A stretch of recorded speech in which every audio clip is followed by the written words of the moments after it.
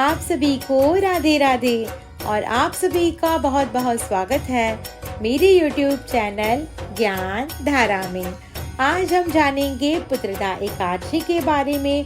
पुत्रदा एकादशी व्रत कथा, पूजा विधि, महत्व। इस दिन भगवान विष्णु को भोग में क्या लगाएंगे, कौन से मंत्र का जप करेंगे और क्या दान करेंगे। तो आइए जानते हैं विस्तार से। पर सबसे पहले आप मेरी YouTube चैनल ज्ञान धारा को लाइक, शेयर और सब्सक्राइब करना ना भूलें। ओम नमो भगवते वासुदेवाय। सनातन धर्म के लोगों के लिए साल में आने वाली प्रत्येक 24 एकादशी का खास महत्व है। साल 2025 में सबसे पहले पोष पुत्रदा एकादशी का व्रत रखा जाएगा, जिसका उपवास पोष माह में आने वाली शुक्ल पक्ष की एकादशी तिथि को रखा जाएगा। पोष पुत्रदा एकादशी का दिन भगवान विष्णु को समर्पित है, जिनकी पूजा से साधक को विशेष फल की प्राप्ति होती है।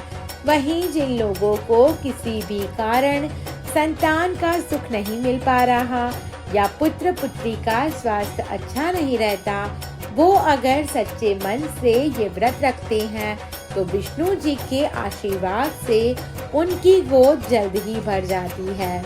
2025 में किस दिन पोष पुत्रदा एकादशी का व्रत रखा जाएगा, तो आइए जानते हैं। 2025 में कब है पोष पुत्रदा एकादशी। वैदिक पंचांग के अनुसार इस बार पोष माह में आने वाली शुक्ल पक्ष की एकादशी तिथि का शुभारंभ 9 जनवरी 2025 को दोपहर 12:22 से हो रहा है, जिसका समापन अगले दिन 10 जनवरी को सुबह 10:19 पर होगा। ऐसे में उदया तिथि के आधार पर इस बार 10 जनवरी 2025 को पुत्रदा एकादशी का व्रत रखा जाएगा। पुत्रदा एकादशी के दिन भगवान विष्णु की पूजा का ब्रह्म मुहूर्त प्रातः काल 5:27 से लेकर 6:21 तक रहेगा। पोष पुत्रदा एकादशी के व्रत का पारण 11 जनवरी 2025 को होगा, जिसका शुभ समय प्रातः काल 7:15 से लेकर 8:21 तक रहेगा। अब हम जानेंगे पोष पुत्रदा एकादशी के महत्व के बारे में। पोष पुत्रदा एकादशी एक विशेष दिन है जो दंपतियों को संतान प्राप्ति के लिए समर्पित है। हिंदू कैलेंडर में 24 एकादशियों में से केवल 2 पुत्रदा एकादशियों में, जिनमें पोष पुत्रदा एकादशी भी शामिल है, यह आशीर्वाद माना जाता है। कहा जाता है कि इस पवित्र व्रत को करने से सभी पाप क्षमा होते हैं, जिससे सुखी और समृद्ध जीवन की प्राप्ति होती है। पोष पुत्रदा एकादशी के महत्व का उल्लेख भविष्य पुराण में किया गया है, जहाँ राजा युधिष्ठिर और भगवान कृष्ण इसकी महानता पर चर्चा करते हैं। ऐसा माना जाता है कि इस एकादशी का पुण्य 100 राजस्व यज्ञ या 1000 अश्वमेध यज्ञ करने के लाभों से भी अधिक है, जो इसे हिंदू कैलेंडर में अत्यधिक पूजनीय दिन बताया गया है।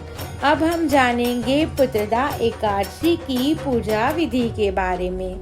10 जनवरी शुक्रवार की सुबह स्नान आदि करने के बाद व्रत पूजा का संकल्प लें। घर के किसी हिस्से की अच्छी तरह से सफाई करें और गौमूत्र या गंगा जल से पवित्र करें। किसी भी शुभ मुहूर्त से पहले पूजा की तैयारी कर लें। शुभ मुहूर्त में भगवान विष्णु की प्रतिमा या चित्र लकड़ी के पटिये पर स्थापित करें। भगवान विष्णु की प्रतिमा के पास ही लड्डू गोपाल की प्रतिमा भी रखें। भगवान को कुमकुम से तिलक लगाएं, शुद्ध घी का दीपक जलाएं, फूलों की माला पहनाएं। इसके बाद अबीर, गुलाल, रोली, चावल, चंदन, फूल आदि चीजें एक एक करके चढ़ाते रहें। भगवान को भोग लगाएं, इसमें तुलसी के पत्ते जरूर रखें। भगवान को केसरिया या पीले वस्त्र अर्पित करें। पूजा के बाद आरती करें, रात में जागरण करें और अगले दिन सुबह पारण करें। इससे जरूर ही संतान की प्राप्ति होगी। अब हम जानेंगे पुत्रदा एकादशी व्रत कथा। महाराज युधिष्ठिर ने पूछा, हे भगवान, आपने सफला एकादशी का महत्तम बताकर बड़ी कृपा की। अब कृपा करके यह बतलाइए कि पौष शुक्ल एकादशी का नाम क्या है, उसकी विधि क्या है और उसमें कौन से देवता का पूजन किया जाता है। भक्त वत्सल भगवान श्री कृष्ण बोले, हे राजन, इस एकादशी का नाम पुत्रदा एकादशी है। इसमें भी नारायण भगवान की पूजा की जाती है। इस चर और अचर संसार में पुत्रदा एकादशी के व्रत के समान दूसरा कोई व्रत नहीं। इसके पुण्य से मनुष्य तपस्वी, विद्वान और लक्ष्मीवान होता है। इसकी मैं एक कथा कहता हूँ, सो तुम ध्यान पूर्वक सुनो। भद्रावती नामक नगरी में सुकेतुमान नाम का एक राजा राज्य करता था। उसके कोई पुत्र नहीं था। उसकी स्त्री का नाम शैव्या था। वह निपुत्री होने के कारण सदैव चिंतित रहा करती थी। राजा के पितर भी रो रो कर पिंड लिया करते थे और सोचा करते थे कि इसके बाद हमको कौन पिंड देगा। राजा को भाई, बांधव, धन, हाथी, घोड़े, राज्य और मंत्री, इन सब से किसी से भी संतोष नहीं होता था।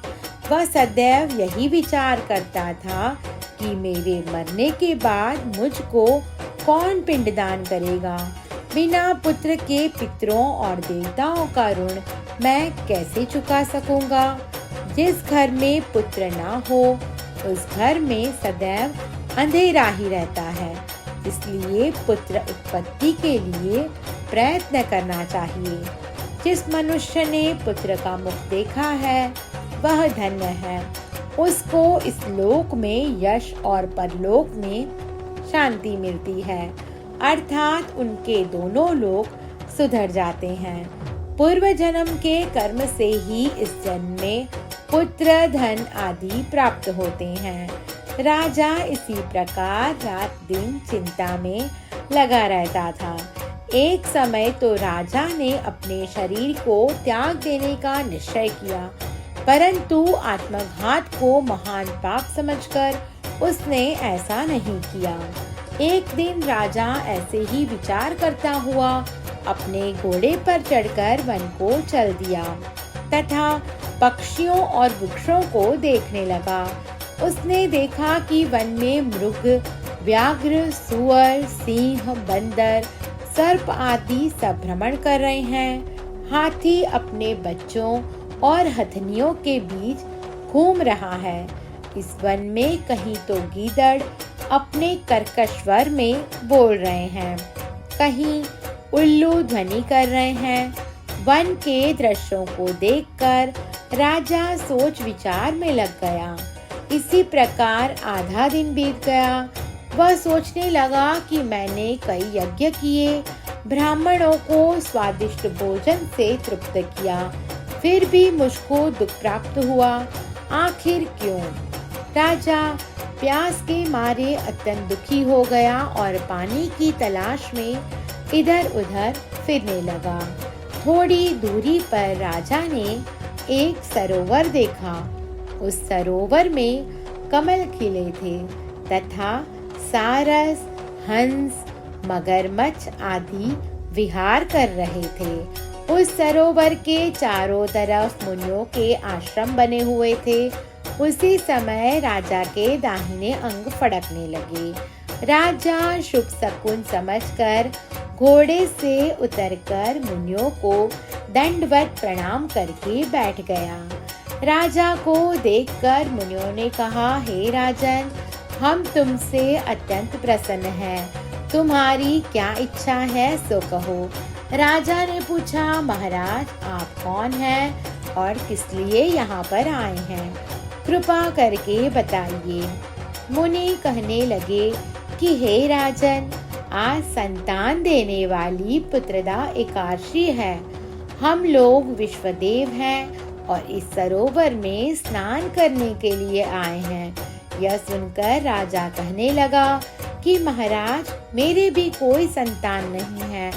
यदि आप मुझ पर प्रसन्न हैं तो एक पुत्र का वरदान दीजिए। मुनि बोले, हे राजन, आज पुत्रदा एकादशी है, आप अवश्य ही इसका व्रत करें। भगवान की कृपा से अवश्य ही आपके घर में पुत्र होगा। मुनि के वचनों को सुनकर राजा ने उसी दिन एकादशी का व्रत किया और द्वादशी को उसका पारण किया। उसके पश्चात मुनियों को प्रणाम करके महल में वापस आ गया। कुछ समय बीतने के बाद रानी ने गर्भ धारण किया और 9 महीने के पश्चात उनके एक पुत्र हुआ। वह राजकुमार अत्यंत शूरवीर, यशस्वी और प्रजापालक हुआ। श्री कृष्ण बोले, हे राजन, पुत्र की प्राप्ति के लिए पुत्रदा एकादशी का व्रत करना चाहिए। जो मनुष्य इस महात्म को पढ़ता या सुनता है, उसे अंत में स्वर्ग की प्राप्ति होती है। अब हम जानेंगे पुत्रदा एकादशी के दिन कौन से मंत्र का करेंगे जाप। पुत्रदा एकादशी के दिन भगवान विष्णु के मंत्रों का 108 बार जाप करना चाहिए। ओम नमो भगवते वासुदेवाय, इस मंत्र का जाप करने से संतान की प्राप्ति होती है। इसके साथ ही संतान को तरक्की की भी प्राप्ति होती है। दूसरा मंत्र है ओम क्लीम कृष्णाय नमः। इस मंत्र का 108 बार जप करें और विष्णु सहस्त्रनाम का पाठ करें। अब हम जानेंगे भगवान विष्णु को भोग में क्या लगाएं। जगत के पालनहार भगवान विष्णु को पीला रंग अति प्रिय है। ऐसे में पुत्रदा एकादशी के दिन प्रभु को केले का भोग लगाएं। मान्यता है कि भोग में केले को लगाने से जातक को धन से संबंधित समस्या से मुक्ति मिलती है और कुंडली में उत्पन्न गुरु दोष खत्म होता है। भगवान विष्णु को पंचामृत का भोग लगाना चाहिए।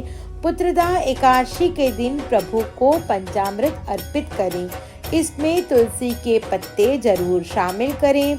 बिना तुलसी दल के पत्ते के बिना भगवान भोग स्वीकार नहीं करते। एकादशी के एक दिन पहले ही तुलसी के पत्ते तोड़कर रख लें, क्योंकि एकादशी के दिन तुलसी के पत्ते तोड़ने की मनाही है। इसके अलावा पुत्रदा एकादशी पर भगवान विष्णु को काले तिल और तिल के लड्डू अर्पित करें। ऐसी मान्यता है कि भोग में तिल के लड्डू लगाने से जीवन की नकारात्मकता दूर होती है और जातक के जीवन में खुशियां आती हैं। अब हम जानेंगे पुत्रदा एकादशी के दिन क्या करेंगे उपाय। पुत्रदा एकादशी के दिन दक्षिणावर्ती शंख में जल भरें तथा उससे भगवान श्री विष्णु का अभिषेक करें। पीपल वृक्ष में श्री विष्णु का वास होता है, अतः पीपल में जल अर्पित करके खीर, पीले फल और पीले रंग की मिठाई का भोग लगाएं। यदि अपार धन लाभ की इच्छा है तो श्री विष्णु के साथ माता महालक्ष्मी की भी पूजा करें। एकादशी के दिन सायंकाल में माता तुलसी के सामने गाय के शुद्ध घी का दिया जलाएं तथा उन्हें प्रणाम करके अपने मन की इच्छा बोलें। आपकी मनोकामना अवश्य पूरी होगी। पुत्रदा एकादशी के दिन मान्यता है कि विधिवत रूप से व्रत रखने तथा देवी लक्ष्मी और विष्णु जी की उपासना करने से उत्तम संतान की प्राप्ति होती है तथा संतान को लंबी उम्र का वरदान मिलता है और सुख एवं समृद्धि मिलती है। अब हम जानेंगे पुत्रदा एकादशी के दिन क्या करेंगे दान। हिंदू धर्म में दान पुण्य करने का विशेष महत्व है। पोष पुत्रदा एकादशी के दिन कौन सी चीजों का दान करना चाहिए। पुत्रदा एकादशी के दिन हल्दी को बहुत ही शुभ माना गया है। पुत्रदा एकादशी के दिन हल्दी का दान करने से साधक को हर प्रकार के रोग और दोष से मुक्ति मिलती है और सौभाग्य की प्राप्ति होती है। पुत्रदा एकादशी के दिन तुलसी पौधे का दान करना बहुत ही शुभ माना गया है। ऐसा करने से धन लाभ होता है और आर्थिक तंगी दूर होती है। पुत्रदा एकादशी के दिन वस्त्र का भी दान करना बहुत ही शुभ माना गया है। इस दिन वस्त्र का दान करने से व्यक्ति को शुभ फलों की प्राप्ति होती है और दरिद्रता दूर होती है। पुत्रदा एकादशी के दिन आप पके हुए या कच्चे अन्न का दान करें। अन्न का दान महादान कहा गया है। इसको दान करने से आपके भंडार सदा भरे रहेंगे और माता महालक्ष्मी सदा प्रसन्न रहती है। धार्मिक मान्यता के अनुसार पुत्रदा एकादशी का व्रत रखने से व्रत करने वालों को स्वस्थ और पराक्रमी संतान की प्राप्ति होती है। वहीं जिनकी पहले से संतान है उनके ऊपर से हर संकट दूर होते हैं और उन्हें जीवन में तरक्की मिलती है। इसके साथ ही पुत्रदा एकादशी का व्रत करने से घर में सुख समृद्धि आती है। भगवान विष्णु परिवार पर मंडरा रहे हर संकट को दूर करते हैं। एकादशी का व्रत करने से माता महालक्ष्मी जी की भी कृपा प्राप्त होती है। ओम नमो भगवते वासुदेवाय। आप सभी को मेरी ये वीडियो पसंद आई हो तो मेरा यूट्यूब चैनल ज्ञान धारा को लाइक, शेयर और सब्सक्राइब करना ना भूलें। धन्यवाद।